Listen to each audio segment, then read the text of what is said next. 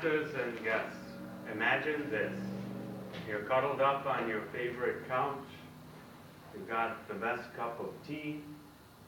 You got your favorite device. And on the screen is a little cartoon cat. And this cat is frantically and erratically running and bouncing all over the screen. Your job is to click on that cat as many times as you can. Not only that, but in the background, you're presented with a scintillating pattern of colors: neon, red, and green, and yellow, and blue. You look mortified. As you should be. These colors are oscillating in your face, driving you mad, driving you insanity 30 max. Probably should have been the name of this game. Instead, it's called Chase the Cat. This game is what I believe seizure warnings were made for. Unfortunately, I didn't have the benefit of such a warning when I played. That's because it's the first game that was ever made by my 10-year-old niece, who I visited last week in Houston. By a chance conversation in the car after dinner one night, I found out that she's into making games. And of course, once she found out that I make games too, she said to me, "Uncle John, can you help me?" In her Chase the Cat game, she wanted to implement levels, as in you click on the cat a bunch of times, you get points, get enough points, level 1, level 2, level 3, and so on. She had some things started, but didn't have it working yet. So I said, okay, I'll take a look and help you. When I looked at her code, what I was seeing is she had a lot of repeated code. She said things like, if 200 points, level 1, if 400 points, level 2, and so on. And a bunch of copied the same code over and over. So I said, okay, this could be a learning opportunity. We'll try a different approach to implement it, and we'll learn something new.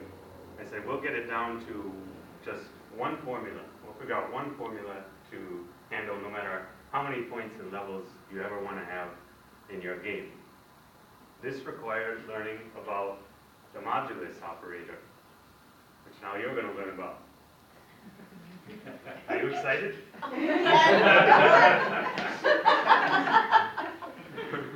Okay. Modulus is related to division. It's like the awkward sibling of division that gets locked in the attic when company comes over to visit. That's why none of you know about it yet. In division that you're probably familiar with, you'll take a number like 6 divided by 3 and you'll say it's 2, because you can take 2 3s, put them together, you get a 6. But what happens when we take a number like 7 divided by 3? We still have 2 3s, but we have a 1 left over, and that's the remainder, okay? With modulus, you only care about the remainder. You do a division, you only take the remainder, not the other number. So go back, 6 divided by 3. We could say the remainder is 0. So the modulus in that case gives you a 0. It's 7 divided by 3, remainder 1. The remainder is what the modulus takes. So how can we implement this in Chase the Cat? If we want someone to get a level every 200 points, what we can say is, how many points does the player have?